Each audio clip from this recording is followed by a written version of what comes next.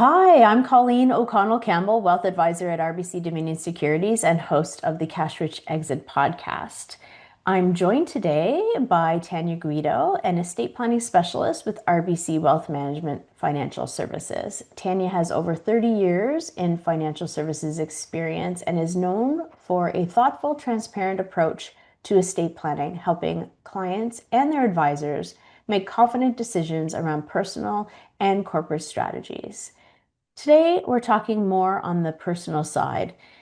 Legacy isn't just what you leave, but it's what you design intentionally. And today, we want to talk to you about charitable giving and legacy planning and how families can use insurance to help with that impact. And before we jump into our conversation, a quick compliance note. This video is for general information and education only. It is not legal accounting, estate planning, tax, or insurance advice. Please refer to full disclaimers and speak to your professional advisors about your specific situation. All right, Tania, welcome back. Hello again. Yeah, I know. Well, hopefully, if you're watching, you've noticed that Tanya and I have produced a number of videos along the way. If this is the first video where you're joining us, well, thank you, and look back on a few others. They're here on the YouTube channel. Okay, so insurance and charitable giving. hmm It's an interesting combination. Where do we even start? I mean, I think we'll start here.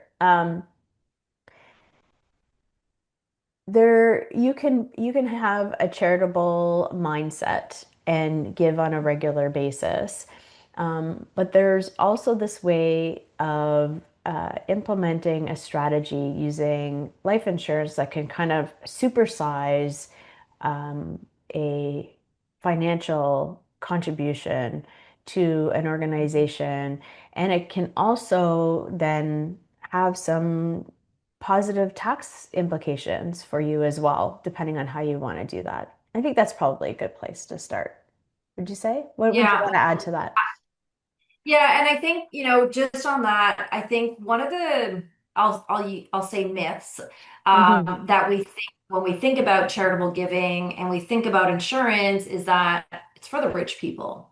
And Mm-hmm. honestly, it really isn't. I mean, I can think of a couple of different scenarios whereby whether that person is charitable as a regular contributor to one or multiple charities, I think we all know it as Canadians that we just give. Like if we have somebody that we want to give to, we do. If we're at the grocery store and we want to round up, we do. I mean, but here is something more intentional to your point is that this could be, a $50,000 insurance policy. It doesn't have to be a 10 million or a $5 million Hmm. insurance policy because again, um, it's really just another way to again give with intention and then also receive that benefit, whether that is during your lifetime because you want to have that tax credit while you're living to reduce your income, or it's more about having it set up whereby you're only receiving that tax credit when that insurance benefit is paid to that charity. Hmm. Okay. So And I again, I think, think, yeah, I think where I've seen it be the most powerful is for individuals who are already very much have that charitable, giving mindset, and then are right. looking for ways possibly to give in this kind of supersized way. And then the tax piece ends up being more of a positive side effect. Like, it's like you've got your mashed potatoes on your turkey dinner and it's the gravy on top, right? Yeah. That just, or the cherry on top of a ice cream banana split. right? The tax Yeah. piece. Yeah. But there are a lot of people who don't even realize that it's possible to implement a strategy like this. I've introduced it to some clients who um, probably don't consider themselves to be like uber wealthy. However, they are in a situation, for example, where they are single, don't have offspring that they would be leaving their estate to, and they are already giving, quite substantially to a number of causes and organizations. And Mm. for them, they see that as an opportunity to have an even greater impact on these causes and not necessarily significantly negatively affect their current cash flow and that get that little bit of a cherry on top situation. Yeah. So it might be helpful to maybe talk through one of those scenarios, as Mhm. for those of you watching, if this might resonate with you, if this happens to be, your situation, be happy to talk a little bit further. So yeah, in one of these situations, I had a client that was giving regular on an annual basis, well over 20,000 a year. Not again I guarantee you they wouldn't consider themselves like an uber wealthy individual. And I said, would you be interested in looking at this a little bit further? Where you can have this quite significant payout to I don't want to give away the client's the client's details, but they are very much into animal welfare and causes around animals.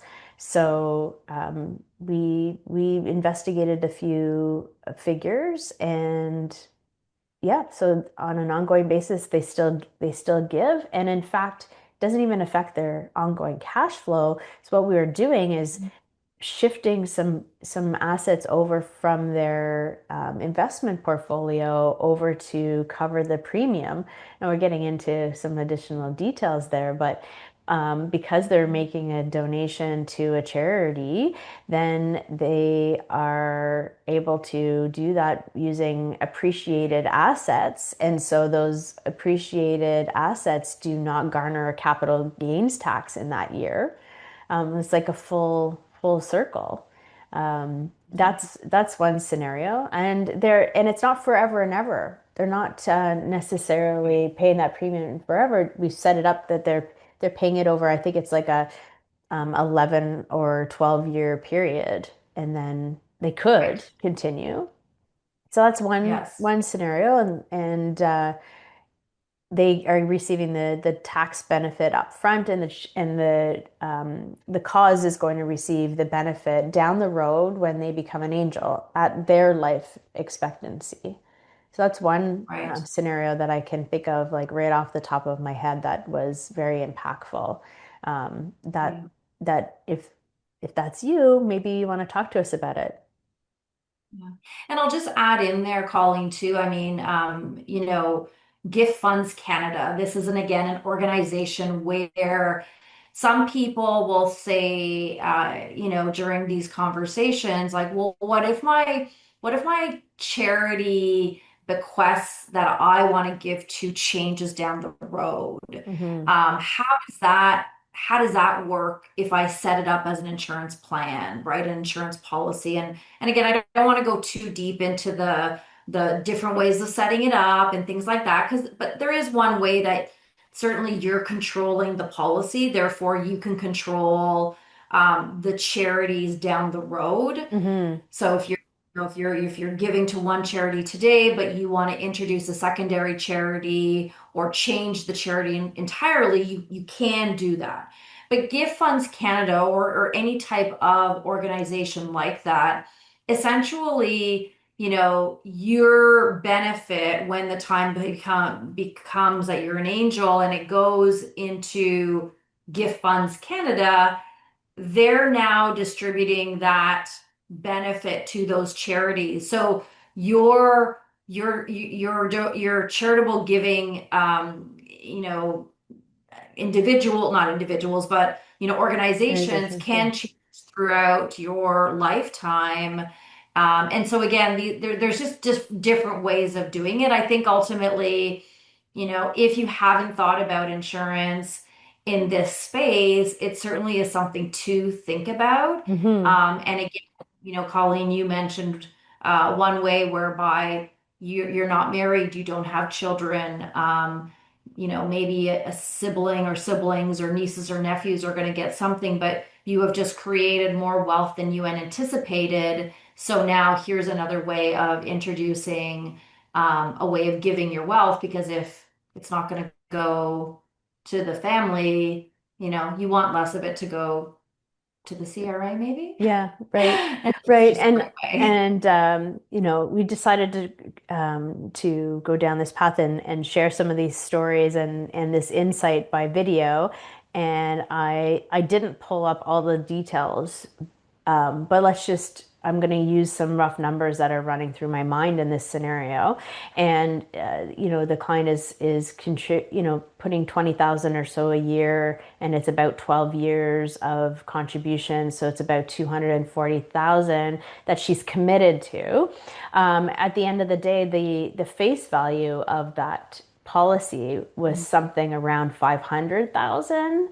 If I'm like, again, don't quote me on this because I will be quite frank here. I didn't pull up the details. Um, and there's some level of, pool of cash surrender value in there too. So it's not a one-to-one. This is when I said earlier, you get to supersize. So you contribute to the premium. You're getting the tax break on the premium because you've named, actually the owner of the policy becomes that Gift Funds Canada or the charity. And you're putting in 240 and it's, practically doubling, over time. And it's a really great opportunity to support these causes. But that's one way of looking at it. If you see a benefit in the tax deductibility of the contribution up front, but there's another way, right? That a policy could be set up, whereby it's a benefit at the time that you become an angel or when you pass away. Could you run through that and who might want their policy set up that way instead?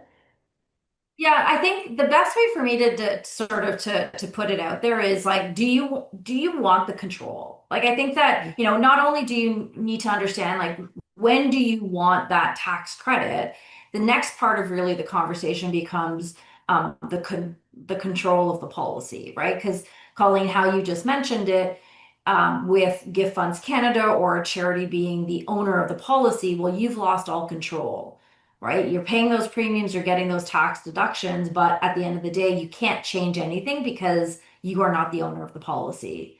But if we think about it on the other side here, where the tax credit will apply when you do become an angel, again, that is where you are the owner of the insurance policy, which means you have full control of that policy, right? And you have the control, as I mentioned, to change that beneficiary, add that to, add another charity to the full policy. You can do that as you wish. Quite frankly, I'll say this. I mean, I've never seen it happen, but if you choose to remove any charities and now have it go to a family member or a family friend or anything of that nature, you have that opportunity to make those changes because, again, you own the policy, therefore you have the control of it. Hmm. Okay, so I think, it boils down to when do I want to have that tax credit? When does it make sense for my full financial picture? And that's where, engaging with us makes sense. But then, second of all, it's that control.